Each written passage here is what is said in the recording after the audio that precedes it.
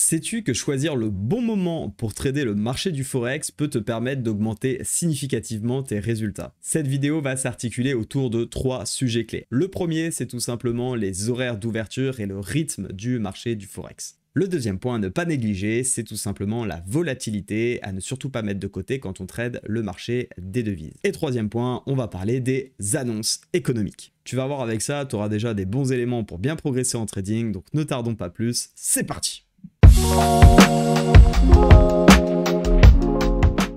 On commence avec le marché du Forex et tu dois savoir que ce marché est quasiment actif 24 heures sur 24. Mais il est important de noter que toutes les heures en termes de trading ne se valent pas sur le marché des devises. Je t'explique pourquoi en allant tout de suite sur mon écran. Comme tu peux le voir sur mon écran, on a donc 4 sessions de trading qui sont connues de tous les traders et sur lesquelles on va avoir plus ou moins d'activité. Ce qu'il faut savoir, c'est que la session de Londres est la session sur laquelle on a le plus de transactions et donc là où tu as le plus de volume d'échange et c'est très important de trader pendant les volumes d'échange. Et puis, tu vas voir qu'ensuite, on a la session de New York qui est également très active. Et on a ensuite la session Sydney et asiatique, celle de Tokyo, qui pour le coup ont plus lieu la nuit si on en prend les horaires françaises. Alors, je vais te mettre le lien de ce site en description pour que tu puisses venir le choisir. Et en fonction de là où tu habites, tu pourras venir sélectionner le créneau sur lequel toi tu trades, en tout cas à l'heure à laquelle tu trades. Et tu vas avoir ici tout simplement les heures auxquelles sont ouvertes les sessions.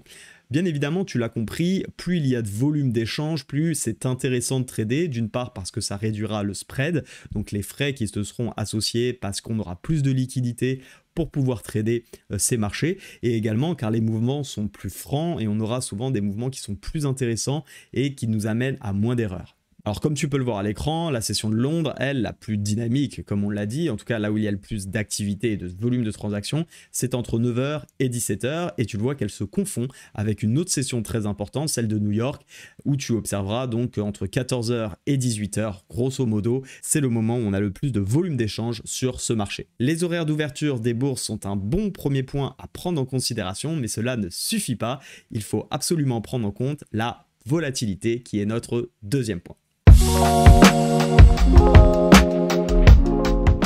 La volatilité mesure tout simplement la variation du prix d'une paire de devises sur une période donnée. Lorsque la volatilité est élevée, comme c'est le cas par exemple sur toute cette période, tu le vois qu'on va avoir plus de mouvements de prix et ça peut représenter de très belles opportunités pour entrer sur les marchés. D'ailleurs, j'attire ton attention sur le fait que, comme tu peux le voir, la volatilité a eu lieu ce jeudi 1er juin de 9h à grosso modo 21h, 21h15, ce qui représente bien comme quoi l'heure qu'on a vue tout à l'heure avec la convergence de ces deux grosses places boursières, notamment pour l'euro-dollar, entre 14h et 18h et de manière plus large de 9h à 22h si on prend la session de Londres et la session de New York, nous apporte beaucoup de volatilité. A l'inverse, quand il y a peu de volatilité, il y a beaucoup moins d'opportunités. Et si tu le regardes, c'est grosso modo la suite de ce mouvement où on a eu plutôt un range. Et en réalité, c'est de 21h à grosso modo 14h30, où là, il a commencé à avoir de la volatilité. Donc tu vois bien comme quoi on respecte bien à peu près les horaires que l'on a dit précédemment. Alors bien évidemment, si la volatilité peut nous permettre de générer de jolis profits et de jolis gains grâce à ces mouvements impulsifs, il ne faut pas oublier que si nous sommes à contresens du marché et que la volatilité nous emmène dans le sens opposé, alors on peut encaisser également d'énormes pertes. C'est pourquoi, comme dans tout type de trading, je t'invite à protéger ton capital et trader avec une gestion de risque cohérente. Mais alors pourquoi y a-t-il des périodes de volatilité? La plupart du temps, c'est lorsqu'on a des grosses annonces économiques qui sont publiées et c'est justement le troisième point de cette vidéo. La publication de résultats ou des annonces économiques peut provoquer des véritables tremblements de terre sur les marchés. Toutes les annonces n'ont pas le même impact sur le marché, mais certaines sont très connues, comme la publication des taux directeurs par la Fed, par exemple, ou encore les publications du chiffre du chômage qui amènent nécessairement de la volatilité court terme. À l'écran ici, je vais te montrer par exemple une publication de décision de la Fed, donc à 20h sur cette bougie, ici, la grande verte.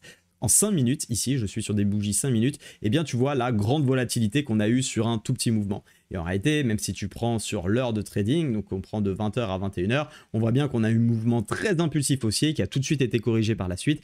Et c'est pourquoi il faut absolument éviter de trader les news économiques. Certes, il y a beaucoup de volatilité, mais il est très compliqué de les interpréter à notre niveau. Et conséquence de quoi, on peut vite se retrouver à perdre beaucoup de capital puisque les mouvements sont très rapides. Pour éviter de tomber dans le panneau des annonces économiques et d'être surpris et d'éviter de rentrer à 1 minute par exemple d'une nouvelle qui va être publiée, je t'invite à te rendre sur un site comme investing.com chaque matin avant de démarrer ta session de trading, ou même chaque après-midi, peu importe, et identifier sur les actifs que tu trades les potentielles news qui peuvent impacter ton marché. On se retrouve donc sur le site de investing.com, tu peux aller ici dans actualité et tout de suite tu as calendrier économique sur lequel tu vas venir cliquer et on va te présenter les différents chiffres de la journée qui vont être publiés. Tu vois, aujourd'hui à l'heure où j'enregistre cette vidéo, nous sommes le lundi 5 juin, il est 10h13 et j'ai déjà les résultats publiés ici dans actuel qui sont déjà tombés depuis ce matin. Et moi par exemple, tu le sais, j'aime bien trader l'euro-dollar, principalement sur le Forex, mais pas que, toutes les paires en dollars, ainsi que les indices américains. Alors là on sort du contexte du Forex, mais ça n'empêche que toutes les news concernant les États-Unis sont très importantes à avoir en tête, notamment leur heure de publication. C'est pourquoi ici, je vais notamment m'intéresser à ces news et comme tu peux le voir, tu as des degrés d'importance avec tes petites étoiles. Ces petites étoiles, elles vont te dire plus il y a d'étoiles, donc entre 1 et 3, s'il y a 3 étoiles, on a beaucoup de chances d'avoir de la volatilité. Si on a une étoile, il y a moins de chances que la news vienne impacter. C'est pourquoi tu peux également filtrer ici en cliquant sur le bouton les pays ou les régions qui t'intéressent sur lesquelles tu veux avoir les news. Et ensuite, tu vois ici, tu peux avoir les différentes catégories d'informations que tu veux avoir. Je t'invite à tout laisser, comme ça au moins tu sais vraiment celles qui vont avoir de la volatilité et à sélectionner les 2 et 3 étoiles, puisque une étoile en réalité ça va te faire beaucoup de news, ça va te mettre un petit peu, te brouiller les pistes tout simplement et mieux vaut se focaliser sur les news importantes. Tu sais désormais maintenant comment trader le Forex et les éléments à surveiller. Si tu as aimé cette vidéo, je t'invite à mettre un petit like, à t'abonner si ce n'est pas déjà fait, active la petite cloche pour tout simplement être averti des prochains tutos trading que je vais sortir. Et en attendant, reste prudent sur les marchés. À très vite. Ciao!